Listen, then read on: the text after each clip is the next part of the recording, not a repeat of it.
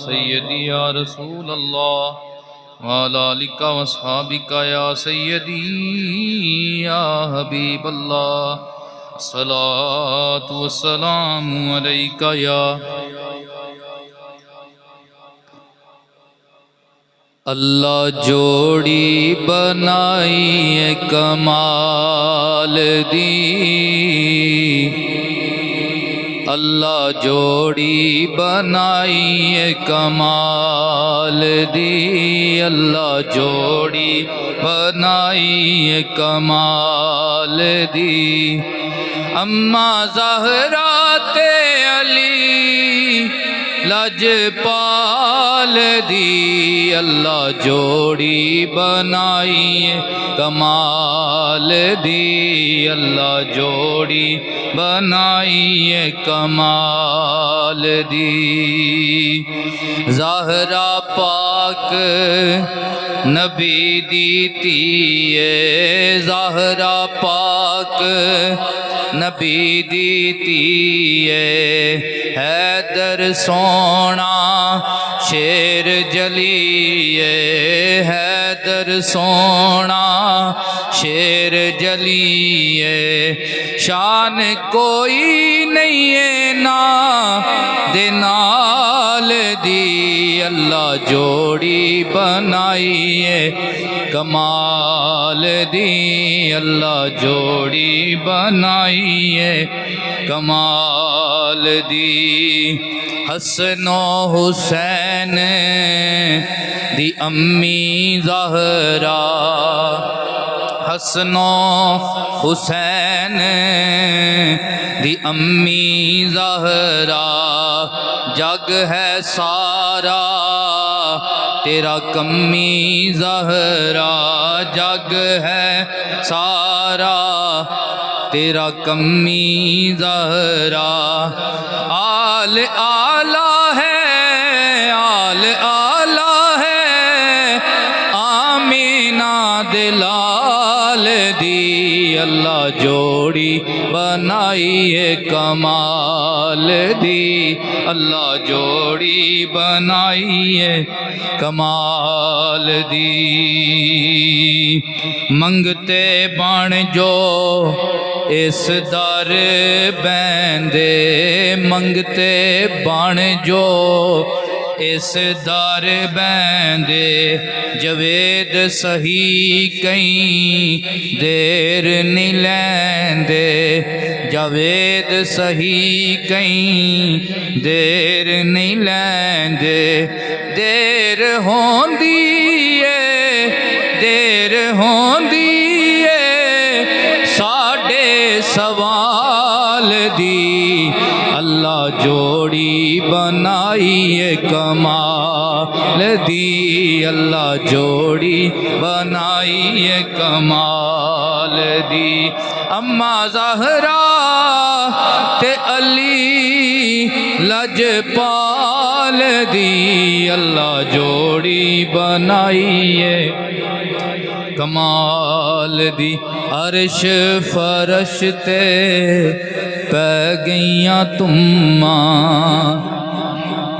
अर्श फरश ते पै गईयां तुम्मा सहियां दी दर साल नु चुम्मा सहियां दी दर साल नु चुम्मा लोड़ काई नहीं लोड़ काई नहीं दौलत माल दी अल्लाह जोड़ी बनाई है कमाल दी अल्लाह जोड़ी बनाई है कमाल दी अम्मा ज़हरा ते अली लजपाल दी अल्लाह जोड़ी बनाई है कमाल दी बादाज हम्दो सना आज हम सूरह यूसुफ के हवाला से तीसरा बयान आपके सामने पेश कर रहे हैं। तो पिछले 2 खुतबात के अंदर मैंने आप अहबाब के सामने आयत नंबर 4 तक बयान किया था। तो आज मैं इससे आगे आपके सामने बयान करूंगा। तो पिछले जुमा जिस जगह पे बयान को हमने ख़त्म किया वो है कि हज़रत यूसुफ़ अलैहिस्सलाम ने अपने अब्बा जान हज़रत याकूब अलैहिस्सलाम की खिदमत में अपनी ख्वाब का ज़िक्र किया और ख्वाब में ये अर्ज़ कर रहे थे कि अब्बा जान इन्नी रअयतु अहदा अशरा कौकबन वश्शम्सा वल कमरा रअयतुहुम ली साजिदीन, कि अब्बा जान मैंने ख्वाब में देखा है कि 11 सितारे और 1 चाँद और 1 सूरज ये मुझे सजदा कर रहे हैं। तो सितारों की तो जिहाद, सितारों की तहलीक का मकसद और सितारों के साथ बाइयों की मिसाल, इसके हवाला से मैं आपके सामने बयान कर चुका हूँ। और आगे है वशम्स वल कमरा, यहाँ सूरज और चाँद, सूरज से मुराद बाप है इस ख्वाब में और चाँद से मुराद इस ख्वाब में माँ है। तो सूरज जो है इसके अंदर गर्मी पाई जाती है, इसके अंदर हिद्दत की शिद्दत पाई जाती है। तो कभी कभार मौसम ऐसा होता है कि सूरज की गर्मी जिस्म को अच्छी लगती है, भली लगती है, और कभी कभार ऐसे होता है कि सूरज की तपश जिस्म के लिए दोज़ख बन जाती है। तो इसी तरह बाप उसकी तबीयत में, उसके अंदाज़े तरबियत में भी ये चीज़ पाई जाती है कि अब्बा की तरबियत का अंदाज़ कभी सूरज की धूप की तरह शिद्दत वाला लगता है और कभी ऐसे लगता है जैसे सर्दियों में बंदा सूरज की धूप ले रहा है। तो ये दोनों तरीके जो हैं, सूरज की जो दोनों गर्मियां हैं, सर्दी हो या गर्मी हो, ये इंसान के लिए, जानदार के लिए जिंदा रहने के ज़राए में से एक बहुत बड़ा ज़रिया है। और बंदे की बड़ी बीमारियां वो सूरज की वजह से मर जाती हैं, फसलों की बीमारियां सूरज की वजह से ख़त्म हो जाती हैं। इसी तरह बाप के इखलाक में, अंदाज़े तरबियत में शिद्दत का आ जाना या नरमी का होना, ये उसकी औलाद के अहलाके हसना की बेहतरी का एक ज़रिया होता है। तो लिहाजा जैसे सूरज हमारे लिए खैर है, ऐसे बाप की सख्ती भी खैर है और बाप की नरमी भी खैर है। तो यहाँ पे सूरज से मिसाल दी गई बाप को। तो आगे है चांद। चांद से मुराद इस ख्वाब में माँ है। तो चांद की चांदनी में ठंडक है। कभी ऐसा नहीं हुआ कि किसी ने ये एतराज किया हो कि मुझे चांद की चांदनी से बड़ी तकलीफ होती है, बल्कि चांद जितना निखर के सामने आता है, जितना वो 14वीं की रात को चमकता है, उतना ही प्यारा लगता है, दिल को अच्छा लगता है। चांद में ठंडक है, चांद में प्यार है, चांद में मोहब्बत है, उनस है। इसी तरह माँ जो है, माँ में भी बस प्यार ही प्यार है, मोहब्बत ही मोहब्बत है, उनस ही उनस है।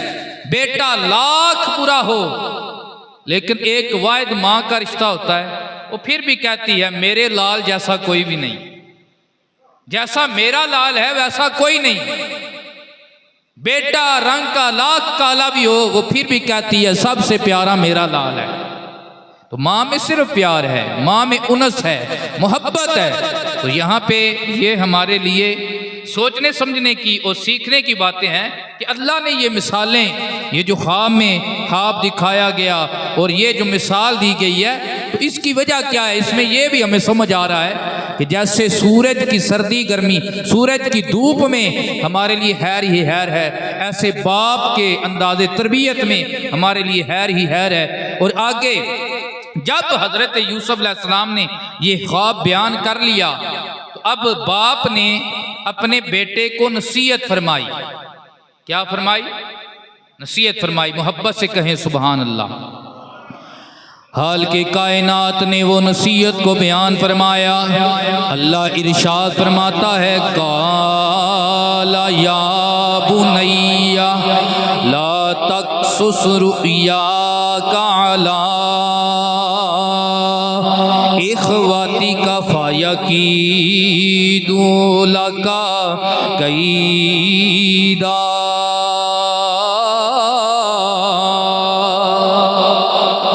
मेरे बेटे, ये जो तूने ख्वाब देखा है इसमें तेरी अजमत ही अजमत है। वो दिन दूर नहीं है कि अल्लाह तुझे बड़ी अजमतें अता फरमाएगा, बड़ी शानें अता फरमाएगा, बड़ी रिफ्तें अता फरमाएगा। जो आज तेरे रास्ते में कांटा बनना चाहते हैं, आज जो तेरे रास्ते में रुकावटें बनना चाहते हैं, वो दिन दूर नहीं है। एक दिन वो तेरे सामने सर तस्लीम हम कर लेंगे। इसलिए मेरे बेटा, मैं तुझे ये वसीयत करता हूँ, ला तक़्सुस रुयाका अला इख़्वातिका, अपने ख्वाब को अपने भाइयों के ऊपर बयान ना करना। क्यों? फ़यकीदू लका कैदा। क्यों? जब तेरे भाई ये तेरी अजमत वाली ख्वाब तुझसे सुनेंगे तो वो तेरे मुतल्लक कोई चाल चलेंगे, उनके दिल में बुग़्ज़ आ जाएगा, हसद की आग भड़क उठेगी। अभी भाइयों ने कुछ किया नहीं है, लेकिन बाप पहले बयान कर रहा है कि ऐ मेरे बेटे, अपने भाइयों के ऊपर इस ख्वाब को बयान ना करना कि उनके दिल के अंदर तेरे मुतल्लक हसद पैदा हो जाए। इसके मुतल्लक उलमा ने बयान किया है कि ये क्यों फरमाया। इसकी एक वजह यह है कि हज़रत यूसुफ अलैहिस्सलाम हज़रत यकूब अलैहिस्सलाम को अपने 12 बेटों में से सबसे प्यारे लगते थे, सबसे अच्छे लगते थे और सबसे ज़्यादा फरमा बरदार थे। अभी छोटी सी उम्र थी, आपने अपने बाप का दिल जीत लिया था और आप हर वक्त अपने इस बेटे को अपने सीने से लगाए रखते थे, अपने पास बिठाए रखते थे। और ये वजह थी कि बाकी भाइयों के दिलों में हसद पैदा हो चुका था कि वो सोचते रहते थे कि हर वक्त हमारा बाप यूसुफ पे अपनी निगाह रखता है, यूसुफ पे शफकत का दस्त रखता है, यूसुफ से प्यार करता है, हमारी तरफ उस तरह नजरे इल्तफात नहीं फरमाता है। तो आओ अल्लाह अकबर। हजरत यकूब अलैहिस्सलाम ने इसलिए फरमाया कि हजरत यूसुफ का जो पहले दर्जा मेरी बारगाह में है, उन्हें तो ये अज़म नहीं हो रहा। तो जब ये सुनेंगे कि हम यूसुफ को ख्वाब में सजदा कर रहे हैं, वो इसके मुतल्लक कुछ गलत सोचेंगे, हसद दिल में पैदा कर लेंगे। तो फरमाया, ऐ मेरे बेटे, ये ख्वाब बयान ना करना, तेरे भाई चाल चलेंगे। तेरे भाई क्या करेंगे? चाल चलेंगे, हसद में आ जाएंगे। तो यहाँ पे गौर करें कि ये हसद ऐसी बुरी बीमारी है कि अगर लग जाए तो बंदा अपने भाई का भी दुश्मन बन जाता है। ये हमारे पास कितने ऐसे वाक़यात हैं कि भाई ने भाई का घर उजाड़ा है, भाई ने भाई को मारा है, भाई ने भाई की औलाद को इसलिए कत्ल कर दिया कि मेरी औलाद कोई नहीं है और कल को मेरी ज़मीन भी इसकी औलाद के पास चली जाएगी। चलो मेरी नहीं है तो इसकी भी क्यों है, इसकी भी मार देते हैं। इसलिए भाई ने भाई की औलाद को मार दिया। तो ये हसद ऐसी बुरी बला है कि ये सगे रिश्ते का भी लिहाज बंदे के दिल से ख़त्म कर देती है। अल्लाह इस बीमारी से मुआफ़ फरमाए, अल्लाह इस बीमारी से बचाए। नबी पाक ने फरमाया, पहली उम्मतों का जो रोग है, जो बीमारियां हैं, उनमें से 2 बीमारियां मेरी उम्मत को लगी। पहली उम्मतों की बीमारियों में से एक हसद और एक बुग़्ज़। ये इतनी बुरी बीमारी सरकार ने इरशाद फरमाया कि या हालिकातुन, ये कैंची है। कैंची क्या है? कैंची है। हसद ऐसी कैंची है कि नबी पाक ने फरमाया, ये ना समझना कि ये कपड़ा काटती है या लोहा काटती है, ये वो कैंची है जो बंदे का ईमान काट देती है, बंदे का ईमान काट देती है। आप देखें, अगर आप 30-40 साल पीछे चले जाएं ना, तो हर गांव में लोग जो थे वो सारे के सारे एक ही दीन पर, एक ही रस्ते पर, सिराते मुस्तकीम पर, अकीदा हक पर, मसलक हक अहले सुन्नत व जमात पर थे और नबी पाक की बारगाह में दरूद भेजने वाले थे और पढ़ने वाले थे, अस्सलातु वस्सलामु अलैका या रसूल अल्लाह। आप अगर सर्वे करेंगे तो हमने देखा है कि ये जो लोगों के अंदर फिरकाबाजी पैदा हुई है, तो फरकाबाजी का फरोग हुआ है, कोई देवबंदी बन गया है, कोई वहाबी बन गया है, कोई शिया बन गया है, कोई बन गया है। तो ये क्यों हुई है? इसकी एक वजह तो जहालत है कि बंदा दीन को और बुनियादी अकायद को उस तरह समझता नहीं, और बस जो खुद पढ़ा बगैर उस्ताद के पढ़ा और उसी पे ही चल पड़ा। ये जो जैसे मिर्ज़ा इंजीनियर का टोला है, इनके पास नासख मनसूख का इल्म कोई नहीं, बस पढ़ लिया जी, बुहारी में आ गया है, रफा यदैन करनी है तो बस करना शुरू कर दिया, और ये नहीं पता कि नासख मनसूख क्या है। मौलाए कायनात ने कूफा की मस्जिद के अंदर एक खतीब को देखा कि खुतबा दे रहा है, तो या अली सरकार ने फरमाया कि तुझे नासख मनसूख का इल्म है? उसने कहा मुझे नहीं इल्म। हजरत मौलाए कायनात नाराज हुए, जलाल में आकर उसे मस्जिद से निकाल दिया, फरमाया वो कमीने शख्स, तुझे नासिख व मनसूख का इल्म नहीं, और मिंबरे रसूल पे बैठकर तो लोगों की हदायत करेगा या उनका अकीदा और ईमान वो बिगाड़ेगा। मिंबरे रसूल पे वो आए जिससे नासिख मनसूख का कम अज कम पता हो। तो जिन बंदों को नासिख मनसूख का माना नहीं आता, तारीफ नहीं आती, वो आज बगैर उस्ताद के फेसबुक से सुने और गूगल से पढ़ें और रफा यदैन शुरू कर दें या दीगर मामलात करना शुरू कर दें, तो ऐसे लोगों के लिए बाइद नहीं है कि वो कल को कादियानियत कबूल कर लें, कुफर के रास्ते पे चल पड़ें। अल्लाह सब के ईमान अकीदे की हिफाजत फरमाए। और दूसरी वजह तो फरकाबाजी की, वो ये है कि बुग़्ज़ और हसद, एक ही मस्जिद में बंदे सब नमाज पढ़ते थे, बस एक टोले को दूसरे टोले के साथ हसद हो गया। इसी हसद की बना पे उसने कोई दलील नहीं ली, उसने किसी और कीदे को फॉलो कर लिया, किसी और मस्जिद में जा बैठा, नई मस्जिद बना ली और नए कीदे को कर लिया। तो ये वजह है, हमने सुनी है बातें कि लोगों ने लड़ाई झगड़े में आकर कहा कि अगर दखण आले वो काले ने ते असी चिट्टे हाँ, तो जे दखण आले चिट्टे ने ते असी काले हाँ। तो ये हसद में आकर बंदे का दीन भी बिगड़ जाता है, ईमान भी बिगड़ जाता है। इसलिए नबी पाक सल्लल्लाहु अलैहि वसल्लम ने इरशाद फरमाया कि हसद ऐसी कैंची है कि ये बंदे का ईमान काटती है, ये कपड़ा नहीं काटती, ईमान काट के रख देती है। भला बताएं, जिसमें हसद आ जाए और हसद की बना पे आके वो अपने भाई का कत्ल कर दे, किसी मुसलमान का फजूल कत्ल कर दे, नाहक कत्ल कर दे, तो उसमें ईमान की रत्ती है? उसके अंदर ईमान की कोई रमक है बाकी? इसलिए फरमाया कि हसद बंदे का ईमान काट के रख देता है। नबी पाक सल्लल्लाहु अलैहि वसल्लम ने हसद के मुतल्लक इरशाद फरमाया कि तुम्हें 3 बीमारियां ये लग सकती हैं, कोई भी बंदा है वो इन 3 बीमारियों से नहीं बच सकता। पहली बीमारी हसद की, दूसरी बीमारी बदगुमानी की, और तीसरी बीमारी बदफाली की। कौन सी बीमारियां? सरकार ने फरमाया कि कोई भी बंदा जो है इनसे नहीं बच सकता। ये बाईद नहीं कि बंदे को ये लग सकती हैं। एक हसद की बीमारी बंदे को लग सकती है, एक बदगुमानी की बीमारी बंदे को लग सकती है, और एक बदफाली की बीमारी बंदे को लग सकती है।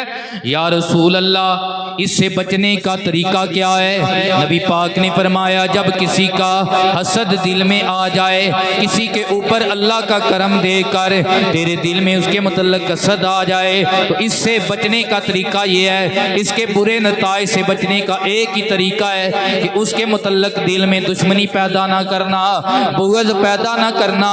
अल्लाह तुझे हसद के बुरे नताइज से मुआफ फरमाएगा, बचा लेगा। और दूसरी बदगुमानी की बीमारी है, मेरे आका पाक ने फरमाया ये भी बंदे को लग सकती है। और इसके बुरे नताइज से बचने का तरीका मेरे आका ने फरमाया, जब किसी बंदे के मुतल्लक बदगुमानी दिल में आ जाए तो उसका पीछा ना करो, उसकी टाल मटोल में ना लग जाओ, टटोल में ना लग जाओ कि ये अब क्या करता है, दिन को क्या करता है, रात को क्या करता है, तो तुम इसके बुरे नताइज से बच जाओगे। और तीसरी बदफाली की बीमारी, बदफाली क्या है कि पुराने ज़मानों में दौरे जहालियत के अंदर जब किसी ने कोई काम करना होता या सफ़र पे जाना होता तो वो फाल नामा के तीर निकालते थे।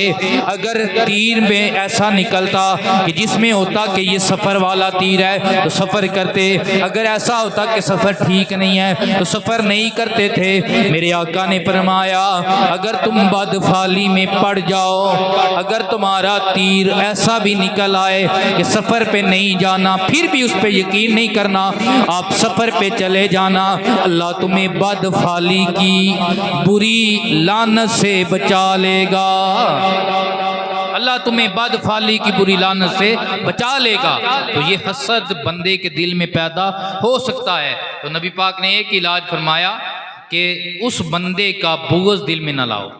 हसद जब आ जाए तो उस बंदे की दुश्मनी को दिल में पाल के ना रखो, तो अल्लाह ताला तुम्हें इसके बुरे नताइज से बचाएगा।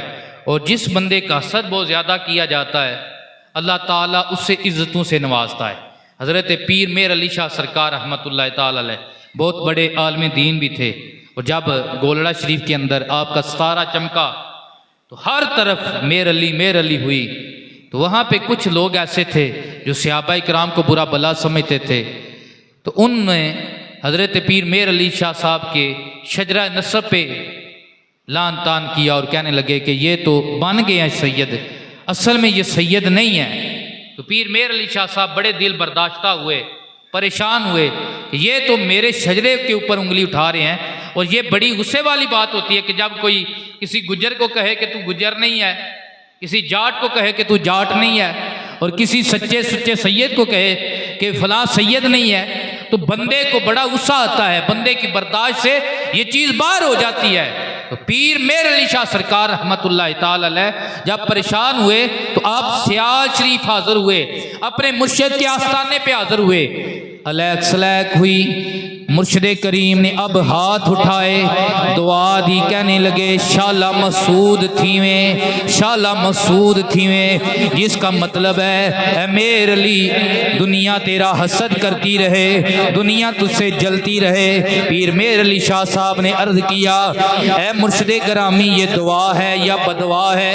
पीर साहब ने फरमाया ए मेर अली तू अपने मुर्शिद की दुआ को समझा नहीं है, ये इतनी बड़ी दुआ है कि जितने बंदे ज्यादा तेरा हसद करेंगे अल्लाह उतनी ज्यादा तुझे इज्जतें अता फरमाएगा।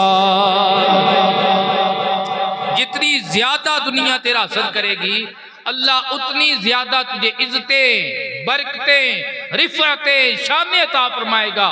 वो जो मेर अली को सिर्फ मौलवी समझते थे और आपकी सियादत पे वो अंगुश्तबाजी करते थे, आज उनका नाम लेने वाला कोई नहीं है। लेकिन मेर अली शाह साहब आज सदियां गुजर रही हैं, मेर अली का नाम आज भी जिंदा है। पीर मेर अली शाह सरकार का जिक्र आज भी बाकी है और हर दिन आपका जिक्र, आपका शोहरा बुलंद हो रहा है। तो जिसका हसद किया जाता है अल्लाह उसे इज्जत अता फरमाता है, अल्लाह उसे बरकत अता फरमाता है। और हसद किसका किया जाता है? हमेशा और अक्सर हसद उसका किया जाता है कि जिसके ऊपर अल्लाह का करम होता है, जिसके ऊपर अल्लाह का करम होता है, जिसके पास कोई चीज़ ही ना हो उसका भला किसने हसद करना है। और जिसके ऊपर अल्लाह का फजल हो, अल्लाह का करम हो, अल्लाह ने दीन भी दिया हो, अल्लाह ने दुनिया की भी नेमतें अता फरमाई हों, तो ऐसे बंदों का हाँ लोग हसद करते हैं। अगर किसी का कारोबार चमक पड़े तो लोग फिर चौराहों में बैठकर वो ये कहते हैं कि इन्होंने लूट मार बड़ी की है, इन्होंने बाहर से पैसा बड़ा लूट के लाए हैं। इन्होंने धोखे से पैसा, और तो कुछ नहीं कर सकते, बिगाड़ कुछ नहीं सकते, तो झूठ मूठ की बातें बनाकर उनकी कोशिश होती है कि हम किसी तरीके अपने अंदर का गंद निकालें और लोगों के दिलों में इनकी जो मोहब्बत है उसे नफरत में तब्दील करने की कोशिश करें। पर जिसे अल्लाह इज्जत दे उसकी इज्जत कोई कम कर सकता नहीं है। तो हमेशा हसद उसका किया जाता है जिसके ऊपर अल्लाह का फजल होता है, जिसके ऊपर अल्लाह का करम होता है।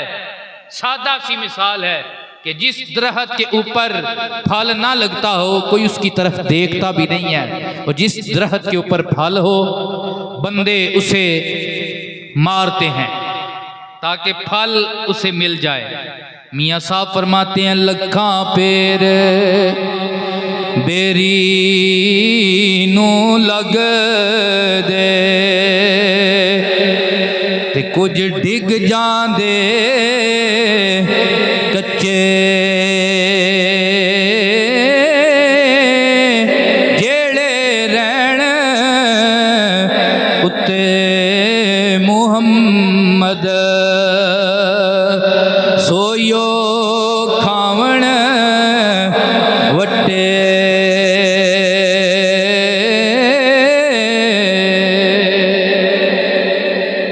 हसद की बीमारी दिल में आ सकती है। सरकार ने इरशाद फरमाया कि हसद से बच्चो, हसद आग है, ऐसी आग है कि बंदे की नेकियां जला देती है, बंदे की नेकियां खत्म कर देती है, राख कर देती है बंदे की नेकियां। हसद से बचो। और जब किसी के ऊपर अल्लाह का फजल देखो और जो अब तुम्हारा भी दिल हो कि अल्लाह मेरे ऊपर भी ऐसा करम कर दे, तो खुश होकर कहा करो माशाअल्लाह वला हौला वला कुव्वता इल्ला बिल्लाहिल अलील अज़ीम। उसके लिए हिफाजत की दुआ, उसके लिए बरकत की दुआ किया करो। अल्लाह तुम्हें भी वो अता फरमाएगा जो उससे अता फरमाया। किसी के ऊपर फजल देकर खुश हो जाओगे तो अल्लाह आपको भी वही अता फरमाएगा जो उसको अता फरमाया है।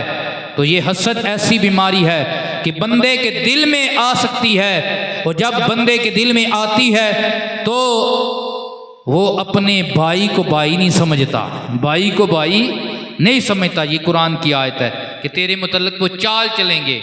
आगे अल्लाह ने इरशाद फरमाया इन्न शैतान लिल इंसानी अदुव्वुम मुबीन।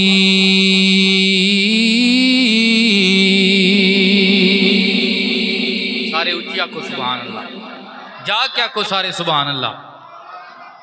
इंसान तेरा शैतान सबसे बड़ा दुश्मन है। अब बात भाइयों की हो रही है,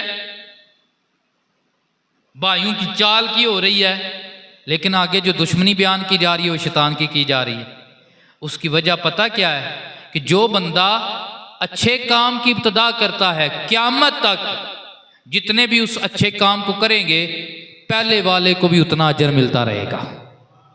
और इसी तरह जो बंदा बुरे काम की इजरा करता है क़यामत तक जो उसे फॉलो करेंगे उसके तरह वो बुरे काम में लगे रहेंगे, उसकी नकल में कहते रहेंगे बाबे कोई शय नहीं, अल्लाह के वली कोई शय नहीं। तो जिस तरह उन्हें गुनाह मिलेगा उसी तरह शुरू करने वाले को भी गुनाह मिलता रहेगा।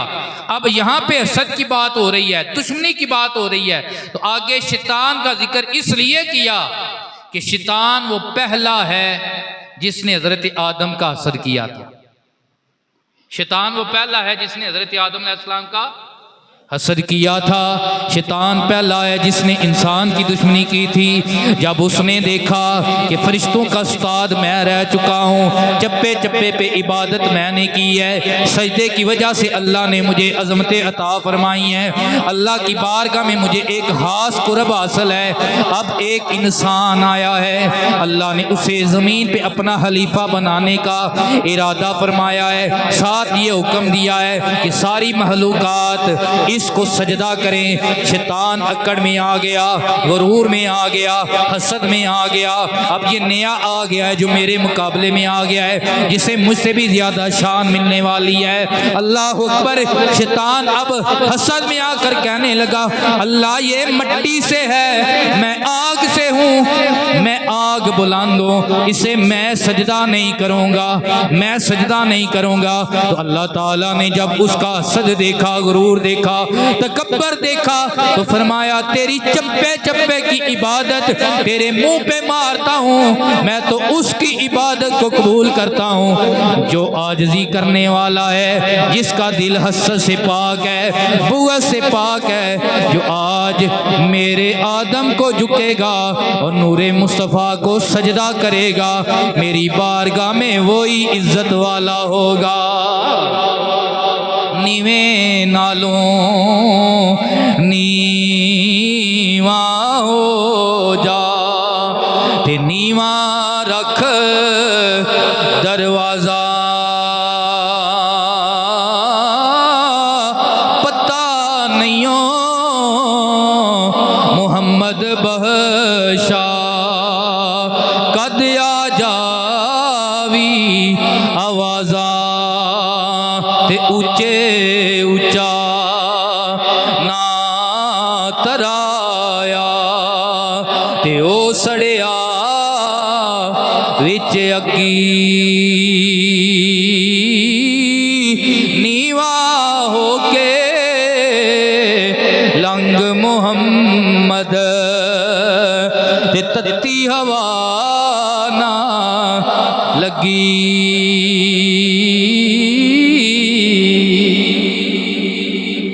अल्लाह अकबर। शैतान का जिक्र यहाँ पे इसलिए आ गया, झगड़ा तो भाइयों का था, असद तो भाइयों का था, जिक्र शैतान का इसलिए आ गया कि ये जो असद है, ये बीमारी जो शुरू हुई है, ये इसी इब्लीस से शुरू हुई है, इसी पुलिस से शुरू हुई है। ये शैतानी अमल है असद का, ये शैतानी अमल है बुग़्ज़ का, ये शैतानी अमल है दुश्मनी का, और इसका इजरा शैतान से शुरू हुआ। इंसान से पहली दुश्मनी शैतान ने की, इंसान से पहला असद शैतान ने किया, और हर मौके पे ये इंसान को वर्गलाता रहा। और इंसान का जो कत्ल हुआ पहला, उसमें भी शैतान का हाथ था कि हाबिल काबिल हजरत इब्राहिम आदम अलैहिस्सलाम के बेटे, एक जोड़े का दूसरे जोड़े से निकाह होता था, लेकिन एक भाई अकड़ गया, उसने कहा कि मैं अपने साथ पैदा होने वाली बहन से निकाह करूंगा, अपने साथ पैदा होने वाली बहन से मैं निकाह करूंगा। तो ये शैतान की तरफ से था कि उसने अपने अब्बा की शरीयत को ठुकरा दिया और बुरे रास्ते पे चल पड़ा, और दुनिया की हुस्न को उसने आगे रखा। तो जब इस कदर वो दुनिया की मोहब्बत में मगन हुआ कि अपने सगे भाई को, अपने माँ जाए को उसने कत्ल कर दिया, शहीद कर दिया। तो पहला कत्ल भी जो है ये दुनिया की मोहब्बत, और दुनिया की मोहब्बत ये शैतान की तरफ से है, और दीन की मोहब्बत रहमान की तरफ से है, दीन की मोहब्बत रहमान की तरफ से है। और आगे इस ख्वाब के मुतल्लक हज़रत यकूब अलैहिस्सलाम अपने बेटे को इरशाद फरमा रहे हैं। आप फरमाते हैं व कज़ालिका यजतबीका रब्बुका व युअल्लिमुका मिन तअवीलिल अहादीस। इन्ना लिल्लाहि व इन्ना इलैहि राजिऊन। नमाज जुम्मा तो बाद जनाजा होगा, ऊंची आखो सुबहान अल्लाह। अज जाके को सुनो, नौजवान जड़े वडेरियां नाल नहीं गल, अल्लाह का कुरान हजरत याकूब अलैहिस्सलाम फरमाते हैं व कज़ालिका यजतबीका रब्बुका व युअल्लिमुका मिन तावीलिल अहादीस। है मेरे बेटे, जो तूने ख्वाब देखा है, मेरी नबूवत की आंख ये देख रही है कि अल्लाह तुझे चुन लेगा। अल्लाह तुझे क्या करेगा? चुन लेगा। व युअल्लिमुका मिन तावीलिल अहादीस, और तुझे अहादीस की तावील सिखाएगा। क्या मतलब? अल्लाह तुझे ख्वाबों का इल्म अता फरमाएगा, अल्लाह तुझे ख्वाबों का और ये याद रखें, अंबिया में सबसे ज़्यादा ख्वाबों की ताबीर हज़रत यूसुफ अलैहिस्सलाम और हमारे आका जानते थे, और अंबिया की उम्मतों में सबसे ज़्यादा ख्वाब की ताबीर हज़रत अबू बकर सिद्दीक़ जानते थे। ये उलमा ने बात लिखी है, ये मेरी बात नहीं है, या कोई मैं अपने कीदे की बात अपनी तरफ से गाड़ के नहीं कर रहा। अंबिया में सबसे ज़्यादा ख्वाब की ताबीर का इल्म हज़रत यूसुफ अलैहिस्सलाम और हज़रत मोहम्मद मुस्तफ़ा ताजदार हतम नबूवत, और उम्मतों में से सबसे ज़्यादा ताबीर का इल्म हज़रत अबू बकर सिद्दीक़ को था। और तावील अहदीस यहाँ पे उलमा ने और भी जिक्र किया है कि ए बेटे, अल्लाह तुझे तावील अहदीस सिखाएगा। क्या मतलब है कि अल्लाह ताला ने जो पहले अंबिया पे सहाइफ नाज़िल किए, आसमानी कुतब नाज़िल फरमाई, उनका इल्म अल्लाह तुझे अता फरमा देगा, उनका इल्म तुझे अल्लाह अता फरमा देगा। तावील अहदीस, अल्लाह तुझे उनका इल्म अता फरमाए दे। और तावील इसका मतलब क्या है? ये इसका मादा है अव्वल। अव्वल अव्वल का माना है कि लौट के आना, रजू करना, यानी बंदा ख्वाब में जो कुछ देखता है उसका तहक्कुक बंदा बेदारी की हालत में देख लेता है, लौट कर आता है, यानी जो ख्वाब में देखा था वही वो हालत बेदारी में देख लेता है, मिन्नो आन देख लेता है। तो हज़रत यकूब अलैहिस्सलाम फरमा रहे हैं कि ऐ मेरे बेटे, अल्लाह तुझे तावीरुल अहदीस का इल्म भी अता फरमाएगा और तुझे अपनी बारगाह में खास चुन लेगा, यानी तुझे नबूवत का मर्तबा अता फरमाएगा, नबूवत का मर्तबा अता फरमाएगा। वायुतिम्मु निअमतहु अलैका वाला आलि याकूबा कमा अतम्महा अला अबवैका मिन क़ब्लु इब्राहीम व इसहाक इन्ना रब्बका अलीमुन हकीम।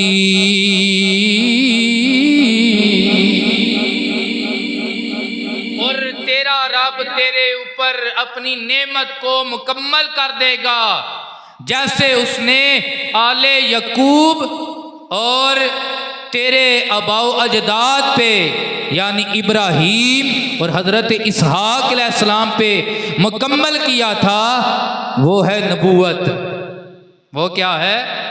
यानी जैसे अल्लाह ने इब्राहीम को नबी बनाया, जैसे अल्लाह ने इसहाक इस्माइल को नबी बनाया, जैसे अल्लाह ने यकूब अलैहिस्सलाम को नबी बनाया, ऐसे ही अल्लाह तुझे भी नबूवत का मनसब अता फरमाएगा। और उलमा ने लिखा है, दुनिया के अंदर अल्लाह की जितनी भी नेमतें हैं जो अल्लाह बंदे को अता फरमाता है, उन नेमतों में से सबसे बड़ी नेमत नबूवत का मनसब है। अल्लाह जिसे अता फरमाता है उसे अल्लाह बहुत बड़ा फजल अता फरमाता है। अल्लाह तेरे ऊपर नबूवत की नेमत को मुकम्मल फरमा देगा, जैसे तुझसे पहले हमारे अबाउ अजदाद के ऊपर अल्लाह ने नबूवत की नेमत को मुकम्मल फरमाया है। अब इस आयत से हमें क्या सबक मिल रहा है?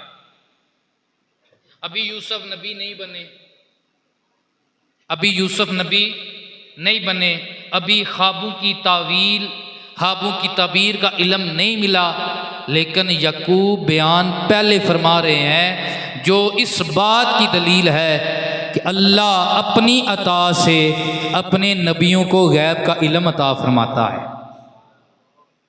क्योंकि ये आज बदगुमानी का दौर है ना, तो लोगों के अकायद से खेला जा रहा है और लोगों के दिलों से ये बात निकाली जा रही है कि जो अल्लाह वाले होते हैं वो कुछ नहीं जानते, उन्हें कुछ नहीं पता होता। जबकि हमारा क्या कीदा है कि अल्लाह वाले जो होते हैं, जिन्हें अल्लाह रसूल की लो लग जाती है, जो अल्लाह का कुर्ब पा लेते हैं, अल्लाह तबारक व तआला उन्हें गैब पे मुत्तले फरमा देता है। अल्लाह गैब पे मुत्तले फरमा देता है।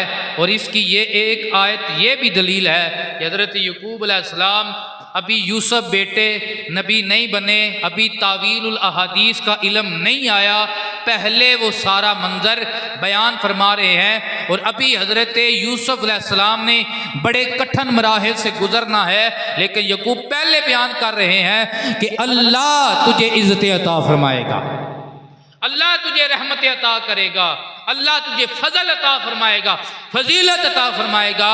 जो इस बात की दलील है, जो हमारा अकीदा है कि अल्लाह के नबी गैब का इल्म अल्लाह की अता से जानते हैं, अल्लाह की अता से जानते हैं, और अल्लाह की अता से वो चाहें तो पहले बयान फरमा देते हैं। और ये जो हाब है ये 40 साल बाद पूरी हुई है।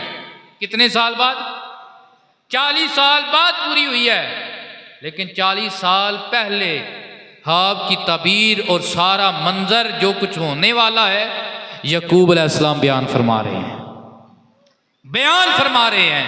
तो जब यकूब के इल्म का ये आलम है, तो जो अंबिया के ताजदार हैं, जो फहरे मौजूदात कायनात हैं, जो अल्लाह के महबूब हैं, मोहम्मद मुस्तफ़ा के इल्म की क्या शान होगी, क्या मर्तबा होगा। बदर का मकाम है, अभी जंग छिड़ी नहीं है। सहाबा कहते हैं एक दिन पहले ही अल्लाह के नबी के हाथ में छड़ी थी, सरकार गोल तारे लगा लगा कर और छड़ी के साथ निशान लगा लगा कर ये फरमा रहे थे कि यहाँ कल उतबा मरेगा, यहाँ कल अबू जाल मरेगा, यहाँ फलां का पर मारा जाएगा। सहाबा कहते हैं वल्लाह बिल्लाह कल तल्ला, खुदा की कसम हमने एक काफिर को भी ऐसी जगह पे मरे हुए नहीं देखा है कि जो नबी ने ना बताई हो। जिस जगह पे नबी ने निशान लगाए थे और जिसके निशान लगाए थे हमने अपनी आंख से देख लिया था, वो उसी जगह पे मारा गया था, वो उसी जगह पे मारा गया था। सरकार पहले का भी इल्म जानते हैं और सरकार की बारगाह में जो आए सरकार वो भी जानते हैं। आखिरी बात करके और ईमान अफरोज बात करके हम इजाजत चाहते हैं। हजरत उम्र पाक का दौर है, आप खुतबा हज इरशाद फरमा रहे हैं। आपने फरमाया स्वाद बिन कारब मेरे नबी का सहाबी यहाँ आया है। उनके कबीले के बंदों ने, साथियों ने बताया कि स्वाद नहीं आया, अगले साल फिर आ जाया। हजरत उमर फ़ारूक रदी अल्लाह ताला अन्हो आपने फरमाया स्वाद आया है, स्वाद बिन कारब यहाँ पे हाजिर है। तो स्वाद बिन कारब कहते हैं मैं खड़ा हो गया, तो हजरत उमर फ़ारूक ने फरमाया ऐ स्वाद आज मेरा दिल करता है कि तू अपने ईमान लाने का वाक़या इस बड़े मजमे में बयान करे ताकि लोगों को मेरे नबी की शान का पता चल जाए, लोगों को मेरे नबी की अजमत का पता चल जाए। तो अब वो वाक़या हजरत स्वाद बयान करने लगे। स्वाद बिन कारब कहते हैं मैं हिंदुस्तान की ज़मीन में था, हिंदुस्तान की ज़मीन में था और वहाँ पे मैं सोया हुआ था। मेरे पास एक मुअक्कल था, उसने मुझे टटोला और मुझे हिलाकर जगाने लगा और कहने लगा उठ मक्के जा, तुझे नहीं पता वहाँ अल्लाह का नबी आया है, वहाँ अल्लाह का नबी आया है। कहते हैं मैंने आई गई कर दी। दूसरे दिन फिर सोया, हाँ में मुझे वो मेरा मुअक्कल मिला, उसने कहा मैं तुझे कह रहा हूँ उठ मक्के जा, उसका कलमा पढ़ जिसकी गवाही जंगल के दरिंदे भी देते हैं, उस नबी का कलमा पढ़। कहते हैं मैंने आई गई कर दी। फिर तीसरी रात आई, मैंने हाँ में वही मंजर देखा। अब मैंने इरादा बांध लिया, मैं अपनी सवारी पे सवार हुआ और दिल में नबी पाक का प्यार भी आ गया, मोहब्बत भी आ गई कि इतनी शान वाला नबी है। अब कहीं ऐसा ना हो कि मुझे रास्ते में कोई रुकावट पेश आ जाए, बीमारी लायक हो जाए या मौत लायक हो जाए। दुआएं मांग रहा था कि अल्लाह मुझे मक्के पहुँचा दे, नबी की बारगाह में पहुँचा दे। दुआएं मांगते मांगते जब मैं हजूर की बारगाह में हाजिर हुआ, अल्लाह के नबी सल्लल्लाहु अलैहि वसल्लम ने जब मुझे देखा, कहते हैं उससे पहले मेरी मुलाकात नबी पाक से नहीं थी। नबी पाक ने फरमाया ऐ स्वाद बिन कारब तुझे मरहबा, तू जिन रस्तों से आया है। स्वाद बिन कारब तुझे मरहबा, तू खैर से आया है, और जो तूने शेर सोचे हैं ना वो भी मुझे बयान कर, जो तूने शेर सोचे हैं वो भी मुझे बयान कर। अल्लाह अकबर। हजरत स्वाद बिन कारब रदी अल्लाह ताला अन्हो अर्ज करने लगे, या रसूल अल्लाह मेरी मुलाकात नहीं हुई, आप मेरा भी नाम जानते हैं और मेरे बाप का नाम भी जानते हैं। नबी पाक ने फरमाया, सिर्फ इतना ही नहीं, मैं तो उस मुवक्कल को भी जानता हूं जो 3 रातें तुझे जगाता रहा है, जो 3 रातें तुझे जगाता रहा है, मैं तो उस मुवक्कल को भी जानता हूं। अब इस आयत और इस वाक़े को लेकर हमें ये अपना अकीदा पुख्ता कर लेना चाहिए कि अल्लाह की अता से अल्लाह के नबी गैब का इल्म पढ़ ले, जो हो चुका है जो होगा हुजूर जानते हैं,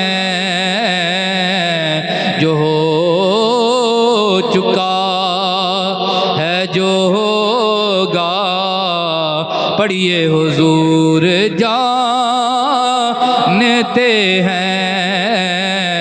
कहाँ है अरे शे मुअल्ला हुजूर जानते हैं, बरोज़े हश्र शिफात करेंगे चुन चुन कर,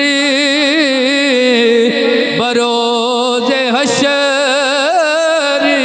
शिफात करेंगे चुन चुन कर, क्योंकि हर एक गुलाम, जो गुलाम है वो पढ़े गवाही बन जाए, हर एक गुलाम का चेहरा हुजूर जानते हैं, हर एक गुलाम का चेहरा हुजूर जानते हैं। दुआ है अल्लाह तबारक व तआला हमें समझने की तौफीक अता फरमाए, हमें 5 गाना नमाज कायम करने की तौफीक अता फरमाए।